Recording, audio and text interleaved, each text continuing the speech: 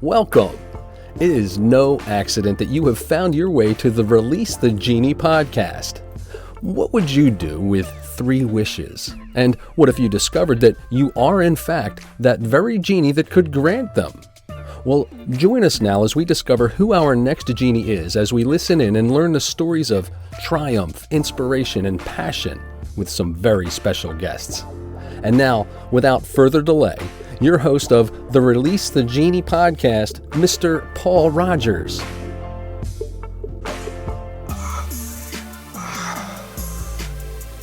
That's so much better. So good morning, good afternoon, good evening from wherever you're tuning in from. I am your host, Paul Rogers, and welcome to another episode of Release the Genie. Ladies and gentlemen, you better hold on to your hats because this one is going to be a ripper. The wonderful Richard Kiernicki, and I practiced that name before I came on. Let me just give you a little brief interlude into him. Last 30 years, yes, 30 years. Secretly, he doesn't look old enough, but he's been a finance, motivation, personal transformation expert. He has a great company or association, which is Positive Solutions. He's a mentor and coach. His mentors himself, he's sitting amongst the greats here. We've got Napoleon Hill, we've got Viktor Frankl, we've got Bob Proctor, Tony Robbins. I could carry on. We got the flavor of that. And more recently, he has released a absolutely killer book called The Crucifixion of Capitalism. And I thoroughly recommend this. If I've stolen his fire, too bad. Richard, how are you doing? Good to have you here. Paul, thanks so much for inviting me to be on the Genie. I'm excited. I've watched a number of your programs and truly love to be here and have some fun on a Friday afternoon. Yeah, absolutely. We were just talking about the pros and cons of a Friday afternoon. Yeah, I mean, hey, dude, you're a true genie, so I've got no issues with that. So I've set the sort of the scene for you. So I wonder if you could tell us a little bit more about you. Yeah, I'm just a simple guy. I have passions and I tear them apart. I like to look really deep in things. I've been very lucky in the context of being tuned into my intuition and to be listening for the small voice inside me that directs me in my life and subsequently moves me through the perfection of the universe. So I'm very grateful for that. And the older I get, the more grateful I become and the more grounded and centered I believe I can be. And it's like you have this clarity of vision. And it's easier for me to look at something that everybody's doing and say, well, that's cool, but you could do it this way, and to offer alternatives. And I think that's the key in our lives today, is to look at things that will allow us to grow and expand our own definition of ourselves, but not only for ourselves, for everybody that we come into contact with.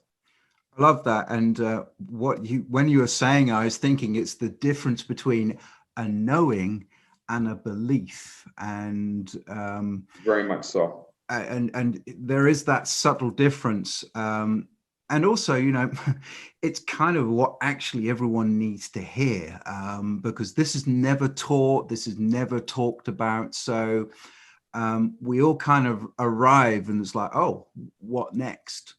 I love it. I love it. And, you know, hey, this has set the scene for the rest of the Genie experience. That's not a bad opener from you. So let's move on to what would you say has been one of your aha or Release the Genie moments?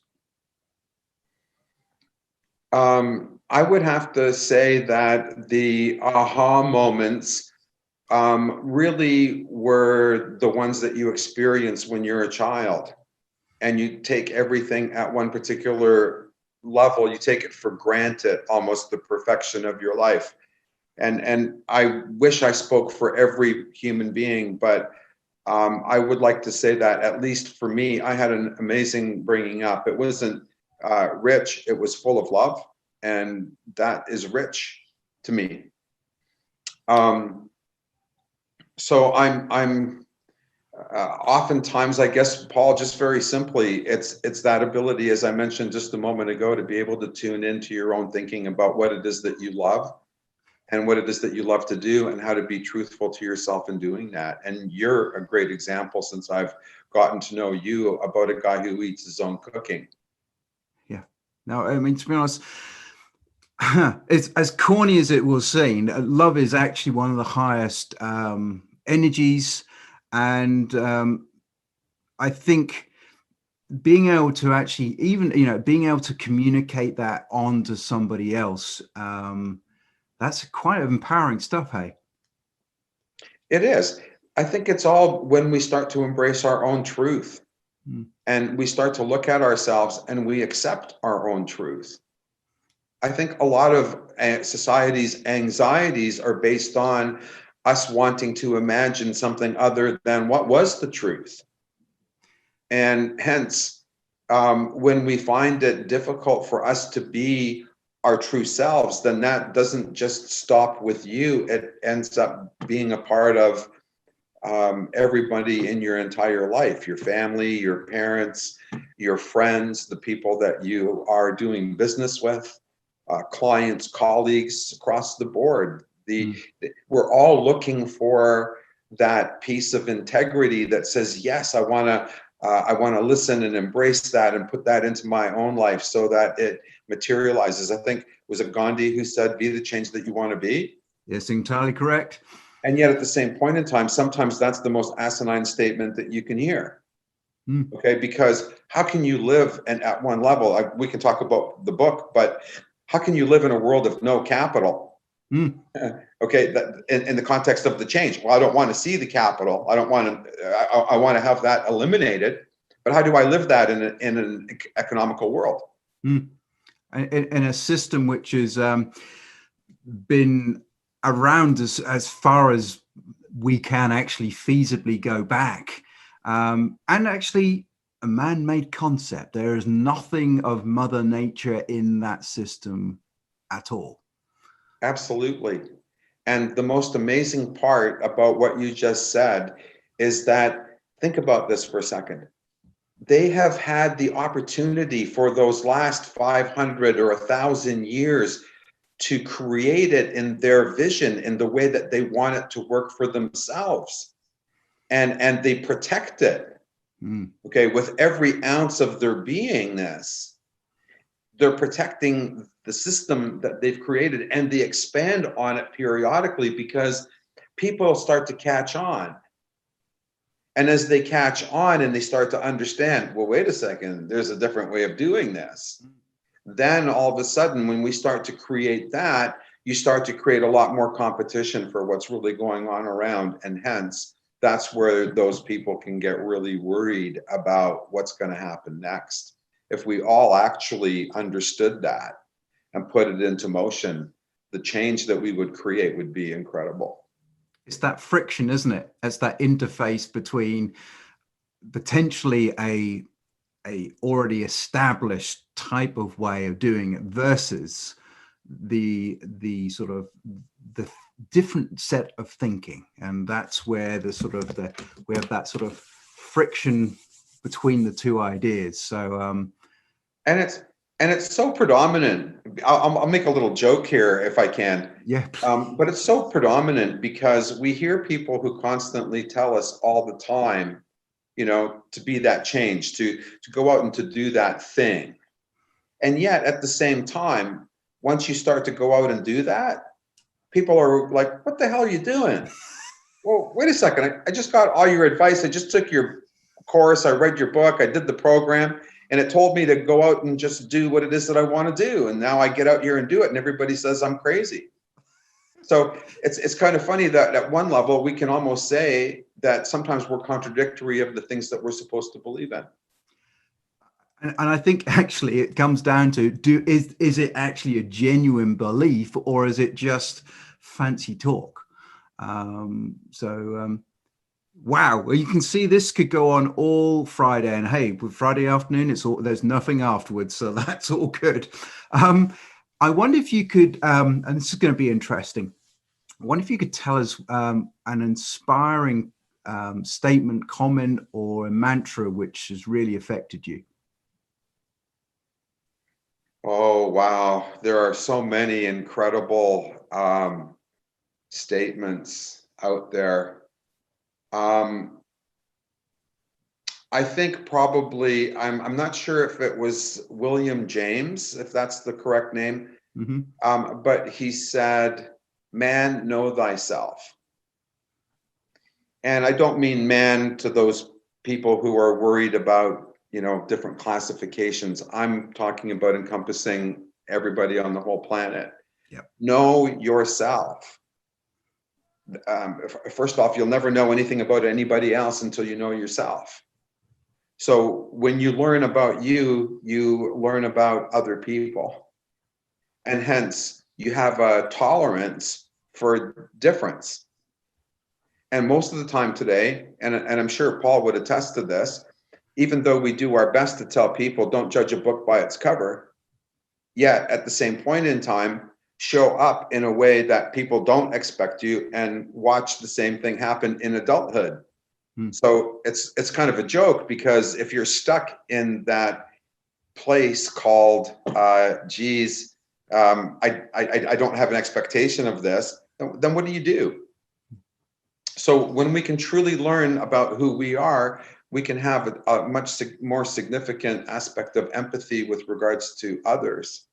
And hence, we can open up our hearts and love even deeper, because of the fact that we all know that we want to be loved. All of us want to be loved somewhere, somehow, sometime. Amazing. And, as you say, William James was one of the founding godfathers of sort of the personal development movement. And, when you were talking, it sort of an Earl Nightingale quote popped into my head, which was, man is what he thinks about all day. Yeah. That's very much in tune with know thyself. So, yeah. You see, guys, this was not a the cookie cutter debate we're having today. So I said, hold on. So I wonder if you could tell me what's been one of your setbacks or one of your adversity you've had to overcome? I think, Paul, that I'll answer this, but I'll answer it very shortly. I think it was the coming apart of my family, as I didn't have the skills to be the person that I truly wanted to be in that arena. So as a result, there was a lot of pain and hardship, and in some cases, there was just a complete disconnect from the people that you want to be connected to. So yeah, I think that's probably one of the hardest things that any human being will go through is the challenges that happen between people who are close with one another. And again, going back to ourselves, close with ourselves, because it's usually the frustration of not being able to express, or in fact, sometimes it's withholding something that really needs to be put out. And sometimes we're not equipped. Sometimes we're not practiced. Sometimes we don't understand the things that motivate us to say and do things that are really not respectful of others. So I would say that would probably be my hardship, was losing my family in that regard to a degree. To be honest, first of all, thank you very much for sharing something so personal. I think that resonates across the board. I think there's a lot of people who are kind of finding themselves in that situation. We're just about to go into yet another lockdown, which, it's that pressure cooker scenario. And that puts that type of relationship under a considerable strain. And even just reading the headlines about what you're talking about, you can hear people, you can almost even feel them. What, we're going into lockdown again? Look at all the people who talked about the rate of divorce increases in the first lockdown. And subsequently, not only here in Canada, but all over the world, because people were literally locked in and forced to be with each other for, in most cases, a lot longer than they normally would. And of course, over time, that creates some anxiety or some pressure, or sometimes a feeling that you can't truly express yourself and be comfortable in your own place. I mean, you add into there the mix of financial uncertainty, and then you've got a real explosive situation. Now, I mean, to be honest, as I said, there's a lot of people feeling this, and I'm very, very pleased that you brought it up and we were able to talk about it. Wow. Okay. Well, look, I'd really like to know, what are you actually working on at the moment? I've got a kind of a sneak preview, but perhaps you'd like to let our watchers and listeners know. Well, the book is, we just picked up this last week the first run, and we're happy with the results. Everything from the cover to the feel of the cover, to the print, the notes that we added, all of the things that make up a book. I really would say that I'm starting to get more books out to the public. More people are calling me and asking me for copies of the book. We just are in the process of opening up on Amazon and having worldwide distribution. And I'm just really excited about that part of going forward right now with my life and moving the book project forward. But in essence, in everyday stuff, there's my day-to-day activities that I've got to look after as well. I run my business, and I take time for coaching individuals. So between my business, my clients, and my coaching, writing the book, and all of those other things, plus family and friends, I run a pretty busy day. You think? It's and I know the title of the book is The Crucifixion of Capitalism. It's an explosive topic, of which we have kind of touched on, but I've had the fortunate enough to actually go through the book, and for me, it was a complete eye-opener. So I totally recommend, if you want to be blasted out of your socks and comfort zone, this is the place to be on that. So bravo, my friend, bravo. Well, look, that's going to bring us now to the second part of what we are up to. And this is the great part where I ask you, as the very wise genie, if I can have 3 wishes. Cool. You were so gracious. I knew you'd say yes. Yeah, it's your show, Paul. Oh, well, it's, yeah, exactly. I can just press delete. Yep. No, that I mean, this is reality, ladies and gentlemen.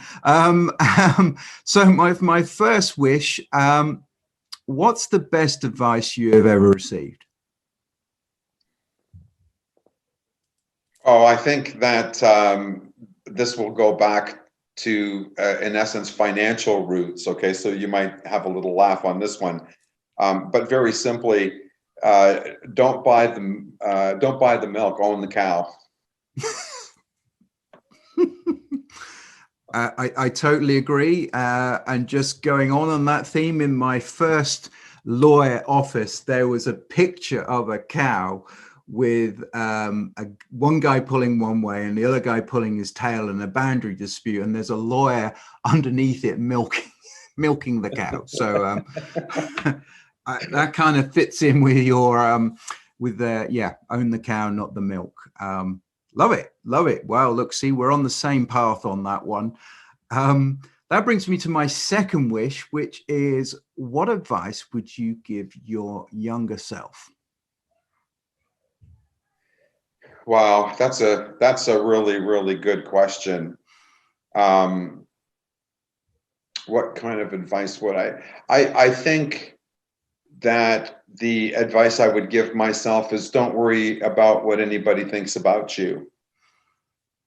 Yep. And yeah, I think that's probably a lot of people hide in the shadows of what somebody else might say. And I think that when we can, and if we can have the support systems in our families and our school systems, then I find that the bottom line at the end of the day is the more that you can be empowered in the sense of your own confidence about yourself. If you take a look at anybody in the sports world or the business world, I will say this: it takes one heck of a big ego to be able to support that. But it's an ego is an amazing tool for each and every one of us. It's learning how to be in control of that ego that is the real challenge. But at the end of the day, I think that, yeah, if we can really truly not worry about what other people say about us and not allow that to become a distraction or a negative, I think that we all can come out a lot more positive. And I think you're right. And I don't want to rubbish the education system, but that's not something which is learned at that stage. And I kind of think that's why mentors and coaches and that whole infrastructure that is built up, and that's kind of what actually we're all trying to do as coaches, to actually give that message to people. Yeah. Somebody approached me a little while back and they said, well, what do you think about these 25-year-old coaches who've never applied themselves to really anything? How can they coach somebody? Well, the simple answer is that sometimes there's a 19-year-old, okay, who would respect a 25-year-old in the context of how to move that person to the next step. So if we can, again, kind of just recognize that we're in a perfect spot, and then the things that happen to us, the sad part is that oftentimes when we ask for something and we ask for something and we ask for something, when that something finally materializes, we look at it and go, well, that's not what I ordered. It wasn't supposed to be a blonde. It was supposed to be a brunette. Big difference. And I think it's a very simple, but at the same time, I think it's a valid point in consideration. Yeah. I think you're right. I mean, one of my big problems when I was a lawyer in my mid-20s is a lot of my clients were a lot older, and my knowledge was a lot fresher, and I was able to take people through stuff. So I think age is not a good measure of actually knowledge and etc. So true, Paul.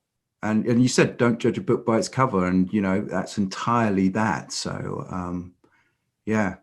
Wow. See, there's more takeaways here than an Indian restaurant. So we're going to move on to number 3, which is, what personal habit do you attribute to your success? That's really easy, Paul. Being stubborn. It's training not only your physical body, but it's training your mind. And Paul, you know this. You're a great example, okay, of the difficulty in believing in ourselves. And that's, as some people would say, that's an inside job, but we're so preoccupied with the outside job that it overrides us more often than not. And it knocks our personal stride, or knocks us off our personal stride. There's no room for that in the world today. We are all individuals. We're all equal to one another at the very least fundamental time of birth. God bless. And somebody would probably say that, well, wait a minute, there's even implications with regards to that. But I think at the end of the day, if we give ourselves that support, and not only give ourselves, to be strong enough to go out and find it in other people. And if it's not the right person at that moment, find the next person. But I think that's the key, is not to stop moving. It's to keep moving progressively. It doesn't make any difference if we have to take 2 steps back to take 1 step forward. The simple reality is that, what if we could add up and down to that, and horizontal movement, never mind just forward and backward. So we're constantly in this field of learning, and the thing that we least know about is ourselves. So I think the most important thing is, and we go back to James again, as man or person, know yourself, get to know yourself, become intimately familiar with who you are every single day, every single moment, be an observation. And most people don't do that. Most people don't listen to themselves, Paul. I don't know if you've ever heard me talk about listening.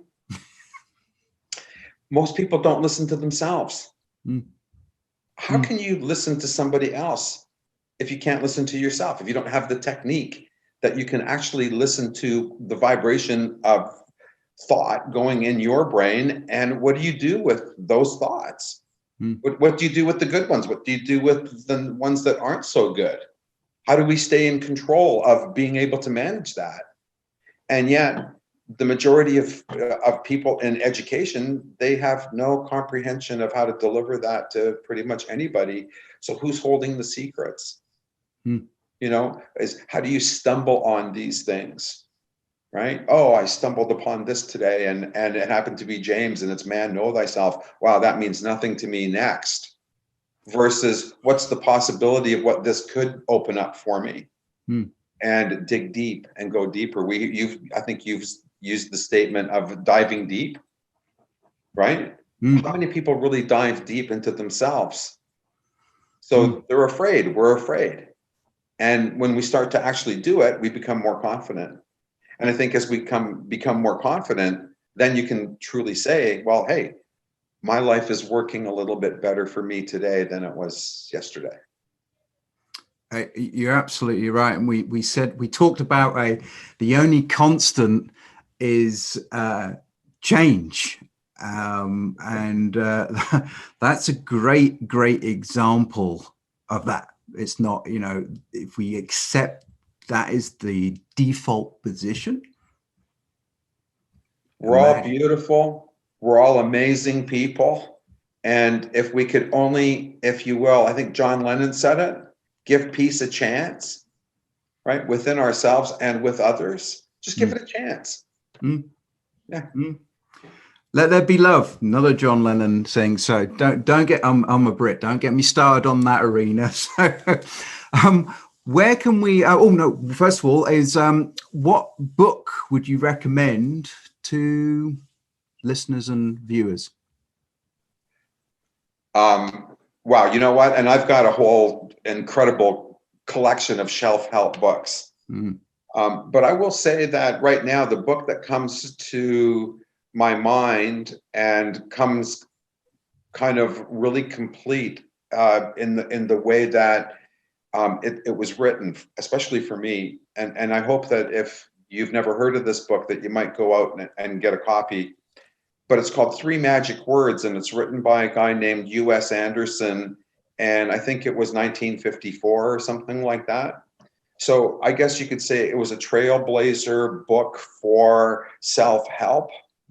And there's a couple of really amazing, not only chapters in the context of what the book talks about, but there's also an opportunity to learn a meditation about some of the things that are talked about. In fact, every chapter closes with a meditation. And if you're one of those people who enjoys the words of a good book and gains some tremendous clarity and satisfaction by reading something, 3 Magic Words is a very interesting book to take the time and to truly give yourself a gift of that listening. That's amazing. I hadn't heard of that one, so I've just made that on my list. So that's great. Hey, dude, you're always adding value. What can I say? Right. Well, look, you know, the most important thing is, where can we find you? Now we've had this fantastic discussion. Where could we continue this? Please, number one, don't hesitate to go to my website, richardmkiernicki.com. If you like, I can spell that as far as my last name goes. Richard is straightforward, M like Michael, and Kiernicki is KIERNICKI.com. And pretty much all the contact information that you'll need and some references to videos and blogs and bits and pieces and what people say about me, both good and not so nice. We put them up, and we enjoy the diversity of our universe and our planet and our city and our people. So Awesome. that would probably be the best place to track me down and send me an email or send me a message. All the details are right on that website. I also know, because I kind of live on LinkedIn, you're on there as well. Because Yeah. I think we met on there. So that is a way, one route to get hold of the great man here. So awesome. Well, look, what an amazing, enlightening discussion we've had today. We've dived in some really interesting rabbit holes, and anyone who's been inspired by this, if you want to take it further, then to be honest, this guy is a great guy to chat with. Thank you. Yeah. So thank you once again, Richard. It's been a pleasure. And I hope you enjoyed yourself as a genie. Paul, it was the most sensational experience that I've had today. Truly a blessing, and I hope that you and your audience have enjoyed themselves, and perhaps will take a step to enjoying themselves a little bit more by taking on a little bit more clarity as to who each and every one of us is. And there are all sorts of people out there that will support you in your journey. Just keep your heart open. Do you know what? That's a beautiful ending.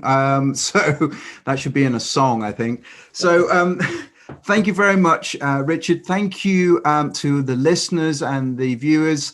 Look, without your comments and engagement and subscribing, this type of thing just doesn't get out there. So please feel free to share. Get people's, like Richard's, great story out there, and I encourage you all to go ahead and release your genie. So see everyone the next time. Thank you very much, Richard. Bye. Cheers.